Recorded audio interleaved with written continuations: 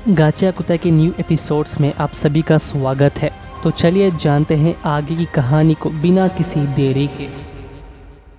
रूडो अपने हाथ और हैंड ग्लोव्स साफ करके कमरे में एंटर होता है, लेकिन वो देखता है कि रियू उसके लिए इंतज़ार कर रही थी।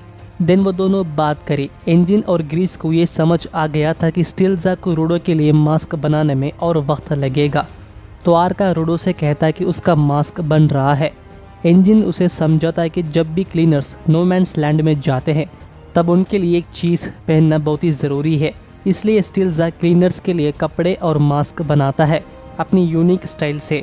सेम्यू कहती है नो मैंस लैंड एक ऐसा जगह है जहाँ कोई नहीं जानता कब क्या हो जाए, इसलिए वो एक ख़ास गिवर से जादुई मंत्र फूंकवाते हैं जो ख़तरे को कम करता है। रूडो को कुछ समझ नहीं आ रहा था, तो वो पूछता है अब वो कहाँ जाने वाले हैं। एंजिन बताता है कि वो जा रहे हैं सिटी ऑफ ग्रिफिटी कैनवस टाउन में, एंड वो टीम जो उनके साथ नो मैंस लैंड की औरत से मिलने जा रहे हैं वो है ये लोग। टीम अक्ता से रियू, जांका और एंजिन। एगर टीम से जाने वाले हैं डेलमॉन, टैम्सी, साथ ही 3 सपोर्टर्स। डेलमॉन और टैम्सी रूडो से मिलकर बहुत ही खुश थे। एंजिन डेलमॉन से कहता है कि एक मोटिवेशनल स्पीच दे, क्योंकि हमारा नाम है क्लीनर।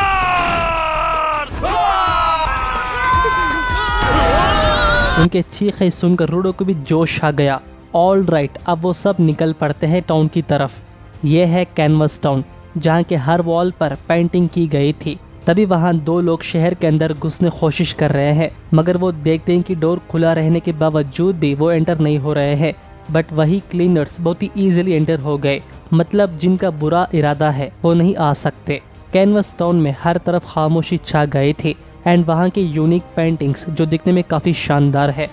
तभी अचानक एक लड़की एंजिन से टकरा जाती है, फिर वहाँ से रोते हुए दौड़ पड़ी। देन एंजिन देखता है कि उस सिटी का लीडर मिस्टर मेयर उन्हें स्वागत करता है।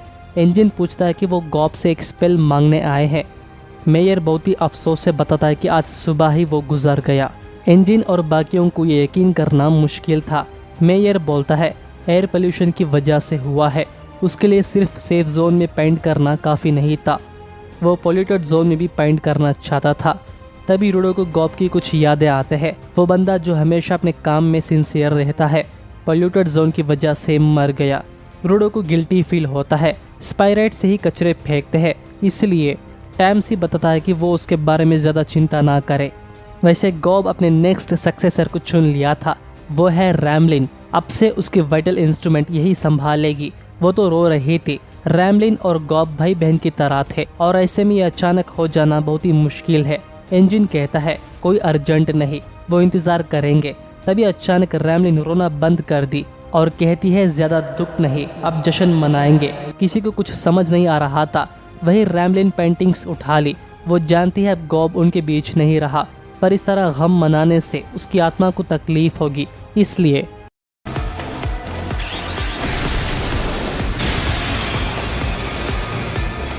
रैमलिन गिवर पावर को बहुत ही शानदार तरीके से इस्तेमाल करती है, जिससे एक कलरफुल मोमेंट बनी। शहर के सभी लोग अपनी पेंटिंग्स उठा ली और वो भी जश्न मनाने लगे। यह है कैनवस टाउन, आज़ादी और खुशी का शहर। रूडो बहुत ही इम्प्रेस हो गया था। खैर, अब रैमलिन रूडो के लिए एक स्पेल बनाने के लिए तैयार थी, बट एंजिन नोटिस करता है वो तो टैटू बनाने वाली है। मिस्टर मेयर देखकर हैरान था कि वो अपनी इंस्ट्रूमेंट को एक ब्रश बनाई और अब एक टैटू मशीन। रैमलिन बताते हैं कि वो तो बस ये सोची एक बढ़िया टैटू बनाए प्रोटेक्शन के लिए, और वो इसमें बदल गया और अपनी मन चाहे टूल भी बना सकती है। वेल, रैमलिन ब्रश से ड्रॉ कर दी। देन वो सब उन्हें थैंक्स कहकर सिटी के बाहर आते हैं और अलविदा कहकर निकल पड़ते हैं। नो मैंस लैंड वाली औरत से मिलने से पहले एंजिन रूडो को कुछ सरप्राइज देना चाहता था, और वो है फेंकी हुई पुरानी चीजें। रूडो तो ये देखकर पागल हो जाता है और अपने लिए कुछ आइटम सेलेक्ट कर रहा था। आफ्टर दैट स्टिल्जा काफ़ी एक्साइटेड से शेयर करता है कि रूडो के लिए मास्क अब तैयार है। रूडो को भी ये बात पता चलती है। ईशा और स्टिल्जा भाई बहन है। इसके बाद सभी अपनी ब्लड रूडो की चोकर पर लगाते हैं। चोकर एक कम्युनिकेटर जैसा है, इससे वो उन लोगों से बात कर सकता है जिनका ब्लड इसमें डाला गया है। एंजिन कहता है कि उन्हें भी रूडो का ब्लड चाहिए होगा। आखिरकार अब वो सब उस औरत से मिलने जा रहे हैं। रूडो तो काफी सारा सामान ले आया। यह है रेगिस्तान वाला नो मैंस लैंड। एंजिन तो एक्साइटेड है। टैम्सी नोटिस करता है कि रेत और कचरा मिट्टी में मिल गया है और वो बीस्ट आ ही गए। एंजिन रूडो से बोलता है वो उनके साथ ही रहे। इस ग्लोव्स का इस्तेमाल करके उन सबको हरा दो, लगता है इसमें ज्यादा मजा आएगा। रूडो अब तैयार है। वही एक खबर रेडर्स को पता चल गया था कि रूडो अब रेगिस्तान में है। जब जाओगे तुम्हें पता चल जाएगा। दूसरी तरफ मीमा सारी चीजें नोट करके डेटा कलेक्ट कर रही थी, जैसे कि रेगिस्तान की डेंजर्स और बीस्ट किस तरह के हैं। तो चलो अब थोड़ा फाइट भी देख ले। जांका भी लड़ना शुरू कर दी। वो क्रैप्स बीस्ट उस पर हमला करते ही जाते हैं, बट जांका देखता है कि कई सारे बीस्ट उसे घेर लिया है। तो एंजिन एक ही वार करी, सब खत्म। और अब बारी है रूडो की। वो उसे मारने ही वाला था, तभी एक लड़की दूरी से ये सब देख रही थी। रूडो अपनी गिवर पावर एक्टिवेट करके उस क्रैप बीस्ट को खत्म कर दी। खैर टैम्सी और डेलमोन उसकी तारीफ करते हैं। वही वो लड़की अमू अब ठीक उनके सामने खड़ी है। उसे लगता है कि शायद वो सब उससे मिलने आए हैं। रूडो और इंजिन को ये डाउट था कि क्या ये वही औरत है जिसे वो ढूंढ रहे थे। रियो डायरेक्टली उस लड़की से पूछती है, क्या तुम ही लोगों को स्पायराइट से आते जाते देखा है? अमू बोलती है, हाँ वो मैं ही हूँ। बट वो उन सभी को यहाँ बात करने पर मना करती है। वो चाहती है वो सब उसके घर आए। एंजिन और रियो को अभी भी उस पर शक है। उसका घर एकदम साइलेंट और डरावनी है। एंजिन तो बेहोश होकर पड़ गया, जो देखकर रूडो को कुछ समझ ही नहीं आता। चलो थोड़ा फ्लैशबैक लेते हैं। अमू ने अपने घर पर स्वागत करी। ग्रीस को कुछ गड़बड़ लगता है। उसी वक्त अमू ने अपने कमरे में बुलाती है और ये भी कहती है वो सब अपना मास्क उतारे। एट दिस मोमेंट वो उनके चेहरे को देखकर बहुत ही खुश हो गई। रूम में एंटर होते ही मीमा नोट्स लिखना शुरू कर दी। तो शुरू करो, तुम मुझसे क्या कहना चाहते हो? रूडो कहता है कि वो ऐसे इंसान के बारे में जानना चाहते हैं जो स्पायराइट्स में आ जा सकता है। अच्छा ये बात है, किसी को चाहने के लिए क्या ज़रूरी होता है? उसके बातों से रूडो के पूछे गए सवाल से कोई लेना देना नहीं है। अमू बहुत ही अजीब हरकतें कर रही थी। तभी इंजिन बोलता है, हम यहाँ सिर्फ स्पायराइट्स के बारे में जानकारी लेने के लिए आए हैं। जो सुनकर अमू नाराज हो गई तो वो पागल की तरह चिल्ला रही थी। बातों से लग रहा है कि तुम बस अमू का इस्तेमाल करना चाहते हो। उसे लगा कि उससे मिलने आए हैं, जिस वजह से वो खुश थी, पर उसने एक्सपेक्ट नहीं किया। इंजिन उसे समझाने की कोशिश करता है, मगर वो बहुत ही गुस्सा हो गई। इंजिन समझाता है कि वो तो एक गिवर है। वहीं रूडो ये नोटिस करी, सेम उसी की तरह अमू के पास भी सिंबल है।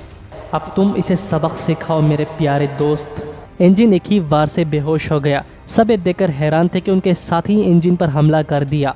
रूडो अमू पर चिल्लाने लगता है। अमू बोलती है वो दूसरे से बात करने से एक दूसरे को समझ पाएंगे, मगर वो किसी ऐसे इंसान से बात नहीं करना चाहती जो उसके खिलाफ खड़े हो। रूडो कहता है कि वो बिल्कुल उस लड़की से बात नहीं करेगा। जांका को ये देखकर गुस्सा आ गया तो वो उसे ख़त्म करना चाहता है। अमू नाराज़ होने की वजह से डेलमोन उस पर हमला कर दी। तुम्हारी हिम्मत कैसे हुई इसकी दिल दुखाने की? कमीनो, अगर तुम इसे ज़रा भी तकलीफ पहुंचाओगे तो मैं तुम्हें नहीं छोड़ूंगा। डेलमोन अपनी वाइटल इंस्ट्रूमेंट अपग्रेड कर ली। वहीं रूडो के साथ भी अमू की पावर का असर हो रही थी, जो उसे गिल्टी फील करवाता है। रूडो भी यहाँ पर ध्यान दो। डेलमोन की वाइटल इंस्ट्रूमेंट की ताकत है पानी। वो अपनी टारगेट की ऑब्जेक्ट कंट्रोल करता है और पानी एक्सपेंड होते ही जाता है, लेकिन वही पानी किसी इंसान के बॉडी में बढ़ता ही जाए तो फट जाता है।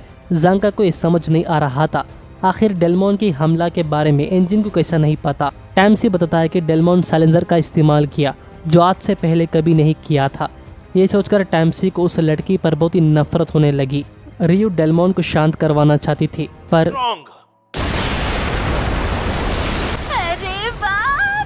जांका रियो को डांटने लगता है कि वो इस तरह बेवकूफ़ी वाली काम ना करे। टैम्सी देखता है कि रूडो के साथ कुछ हो रहा है। तभी जांका को एक महक फील होता है। अमू अपनी महक की शक्ति से रूडो को ब्रेन वॉश कर रही थी। को लगता है जरूरी होती है महक, पर अगर फिर शायद तुम प्यार की बातें करोगे। टैम्सी और जांका समझ जाते हैं कि अमू अपनी ताकत से उसे कुछ दिखा रही है, पर अमू बोलती है मैं किसी को कुछ नहीं दिखाती। अमू तो एक महक बनाती है जो तुम्हारे प्यारे लोगों के साथ बिताए हुए खुशहाल के बारे में एक महक बनाती है, हो सकता है हर किसी के लिए वो महक अलग हो। वो अम्मू की हमेशा हिफाजत करता है। ये सुनकर जांका और टैमसी अपनी मास्क पहन ली। तुम सब बेवकूफ़ हो, तुम्हें अभी समझ नहीं आया। रूडो को लगता है कि वो उससे अब भी प्यार करता है। मुझे बचाओ। जांका और टैमसी ये बिल्कुल एक्सपेक्ट नहीं किया। सिपाहियों, मैं पहले जैसा नहीं हूँ, अब मैं तुम सबको ख़त्म कर दूंगा। तभी रियू और फोलो भी उसके वश में आ गए। टैमसी कभी नहीं सोचा था कि वो अपना वाइटल इंस्ट्रूमेंट अपने साथियों के खिलाफ इस्तेमाल करेगा, पर अब कोई और रास्ता नहीं। डेलमॉन और उसकी वाइफ फूल उगाते हैं। वो चाहता है कि अपनी वाइफ को हमेशा खुश रखे। अब उसके नज़र में अमू ही उसके लिए सब कुछ है। अमू टैमसी और जांका को धमकी देती है कि क्या वो अब भी उससे लड़ना चाहते हैं। टैमसी अपना वाइटल इंस्ट्रूमेंट टोकुशन बाहर निकालता है। अब वो चारों उन पर हमला कर दी।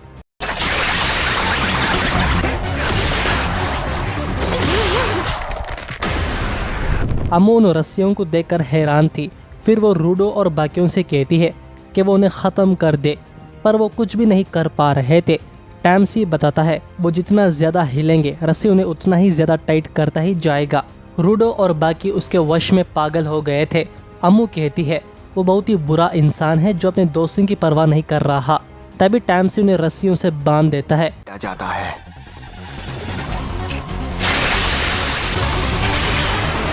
लपेटना पूरा हुआ। और साथ ही वो अम्मू को भी पकड़ ली। ग्रीस, मीमा और इंजन सेफ थे, यानी वो उसके वश में नहीं था। मास्क पहनने से वो बच गए। अम्मू चिल्लाते हुए बोलती है वो बहुत ही बुरा इंसान है, मेरी हिफाजत करो। जो सुनकर फिर से वो पागल हो गए। जांका देखता है कि डेलमॉन, रियू, रूडो और फोलो उस रस्सी को तोड़ने के लिए पूरी ताकत लगा दी, जिसे उनके शरीर से खून बह रहा था। अम्मू का चिल्लाना और अपने साथियों का ये पागलपन देखकर उसे बहुत ही गुस्सा आता है। बहुत हुआ, चलो मैं तुम्हें छोड़ देता हूँ।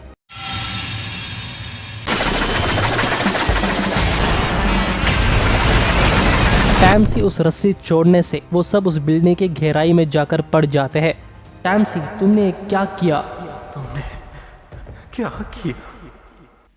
टैमसी को लगता है कि सब ठीक है, पर जांका उस पर चिल्लाने लगता है। अम्मू बोलती है ये सब उसी की बेरहमी की वजह से उसके दोस्तों सभी मौत के कगार पर है। टैमसी एकदम खामोश खड़ा था। फिर वो जांका से कहता है क्या तुम वो बात भूल गए कि वो सब एक वार के नुकसान को झेल सकते हैं, चाहे वो कितना भी खतरनाक हमला हो। उन सभी ने अपने ऊपर एक मंत्र ड्रॉ करवाया था रैमलिन से। इंजन भी जाग गया और अम्मू का बूट अब उसके पास है। ऑन द अदर साइड सैम्यू ने रूडो की तस्वीर को देखकर स्टक हो गई थी। मुझे उम्मीद है उन्हें बॉर्डर के बारे में जानकारी मिली गई होगी। देन आर्का ज़ेम्यू से पूछता है कि आखिर उस दिन वो रूडो के अंदर ऐसा क्या देखा जो उसे परेशान कर रही है। अम्मू चिल्लाकर बोलती है कि वो उसे उसका बूट वापस कर दे, वो ये किसी को नहीं देना चाहती। मीमा ग्रीस से कहती है जब उसने इंजन को फर्स्ट एड किया था तब वो ठीक था, बस बेहोश होने का नाटक करके सही मौके का इंतज़ार किया। इंजन अम्मू से कहता है वो अपने मंत्र हटाकर सबको पहले जैसा कर दे, फिर वो बूट उसे दे देगा। अम्मू बताती है कि वो एक बूट पहनकर अपनी शक्ति इस्तेमाल नहीं कर सकती, इसलिए अब वो उसकी रक्षा नहीं करेंगे। जैसे ही डेलमॉन को होश आई वो टैमसी और जांका से पूछता है कि यहाँ पर क्या हुआ था। टैमसी सब बताता है कि वो अपनी महक की ताकत से वो उनके प्यारे लोगों बनने का नाटक किया और अपने फ़ायदे के लिए इस्तेमाल किया। जो सुनकर डेलमॉन उदास हो गया था। जांका को समझ आ गया था कि ये बहुत ही बुरी ताकत है, खासकर उनके लिए जिन्होंने अपना खास खोया हो। जितना वो खुशहाल वक्त होती है वो उतनी ही दर्द भरी असलियत में लौटता है। बहुत ख़तरनाक है। सभी अपना मास्क पहन लिया था। खैर इंजन वो बूट उसे वापस लौटा दी। हालांकि इंजन को ये पता है एक इंस्ट्रूमेंट के बिना वो एक मामूली और कमज़ोर लड़की है। अम्मू अपनी घर की चिंता कर रही थी कि वो सब मिलकर उसे बर्बाद कर दिया। वही वो सब अपनी खुशहाल यादों की वजह से उदास थे। जांका तो परेशान हो गया था उस लड़की से। तभी रूडो अपना मास्क उतार दी और उसके तरफ आगे बढ़ता है। सैम्यू बोलती है मैंने अपनी ज़िंदगी में बहुत से लोगों को देखा है, पर जो रूडो में देखा था वो आज तक किसी में नहीं देखा। उसमें कुछ तो अजीब है।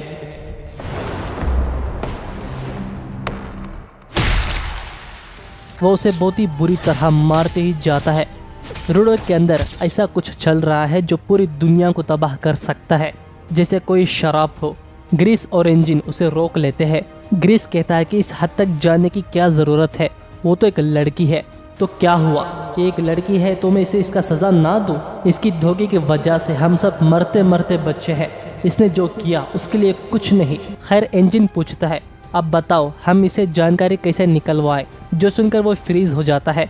एंजिन उसे अपने साथ ले चलता है और कुछ नहीं कहता। रूडो को ये रियलाइज़ हो गया था कि जो उसने किया वो गलत था। हालांकि वो ऊपर या नीचे हो, उसके अंदर जो नफ़रत और गुस्सा है वो नहीं बदला। इससे वो गिल्टी फील करता है। मीमा भी अमू से माफ़ी मांगती है। अमू कहती है कि यहाँ आने से उसे अपना पहला प्यार मिला था। साथ ही वो फरिश्ते को देखा जो स्पायराइड और ग्रोन के बीच आ जाता है। और इसी के साथ ये एपिसोड्स एंड होता है। अगले एपिसोड्स मिस ना करने के लिए हमारे चैनल को सब्सक्राइब करके साथ ही बेल आइकन ज़रूर ऑन कर दीजिए ताकि आप हमारा कोई भी वीडियो मिस ना हो। मिलता हूँ अगले एपिसोड्स में जल्द। शुक्रिया।